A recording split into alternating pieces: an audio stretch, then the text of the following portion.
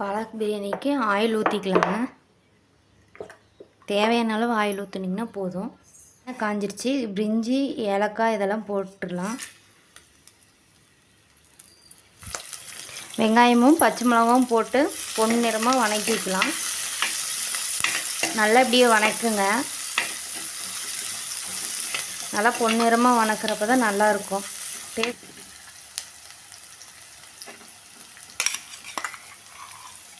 தேவையான அளவுக்கு இஞ்சி பூண்டு பேஸ்ட் 1 ஸ்பூன் போட்டுக்கலாம்.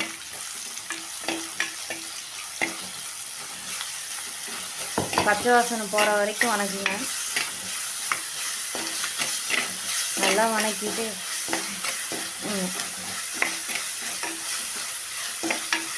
இந்த ஸ்டேஜில் புதினா தழை வச்சுருக்குறோம், அதை எடுத்து போட்டுக்கலாம்.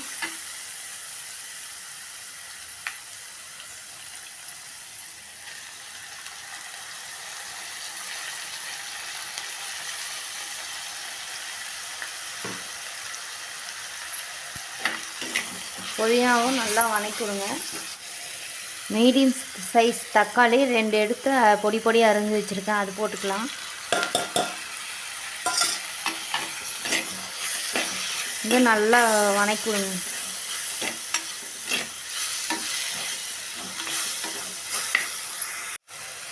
இப்போ தக்காளி நல்லா வணங்கி இருக்குதுங்க. அப்போ கொஞ்சம் நம்ம உப்பு தேவையான அளவுக்கு உப்பு போட்டோங்கன்னா தக்காளி இன்னும் நல்லா வணங்குவோம். அதுக்கப்புறம் உப்பு போட்டுக்கலாம்.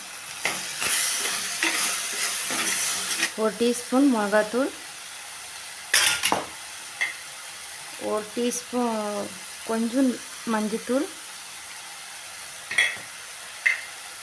1 டீஸ்பூன் கறி மசாலா வச்சுருக்கேங்க. இது போட்டு நல்லா மிக்ஸ் பண்ணி விடலாம். பாருங்கள் எப்படி இருக்குன்னு, பார்க்குறப்ப சாப்பிடும் போல் இருக்குங்க. இப்போ தயிர் ஆட் பண்ணிக்கலாம். 2 ஸ்பூன் தயிர் வச்சுருக்கேன். அதையும் நல்லா மிக்ஸ் பண்ணி விடுங்க. அப்படியே இந்த தக்காளியோடு வணங்கட்டும். நல்லா வணங்கி இருக்குதுங்க. தயிர் மசாலா எல்லாம் நல்லா வணங்கிருச்சு. இப்போ இந்த ஸ்டேஜில் பலாக்காய் எடுத்து வச்சுருக்கோம் பாருங்கள், அதை அப்படியே போட்டு வேக வச்சு உரித்து வச்சுருக்கேன். நல்லா மிக்ஸ் பண்ணி விடுங்க.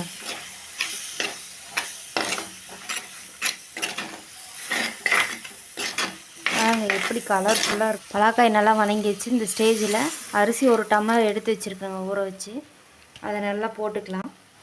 இந்த டம்ளரில் அரிசி ஊற வச்சுங்க, அதில் 2 டம்ளர் தண்ணி ஊற்றி வச்சு வேக வைக்கலாம்.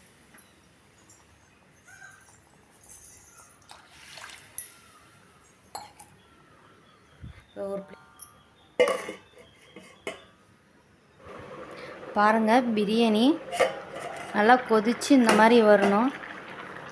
எப்படி வந்திருக்கு பாருங்கள். இப்போ நல்லா கிண்டி விடுங்க.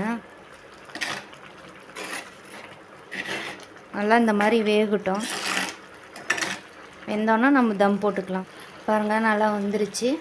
இந்த ஸ்டேஜில் கொத்தமல்லி தழை தூவி தம் போடலாம். நான் சுடு தண்ணி காய வச்சு வச்சுருக்கேன். ஒரு 1/4 மணி நேரம் கழித்து பார்த்திங்கன்னா சூப்பராக தயாராகிரும். இப்போ பாருங்கள்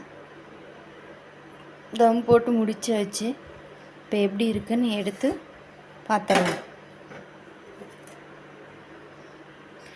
எப்படி செம்மையாக வந்திருக்குங்க, சூப்பராக இருக்குது. இப்போ அப்படியே பிளேட்டுக்கு சேவ் பண்ணலாம்.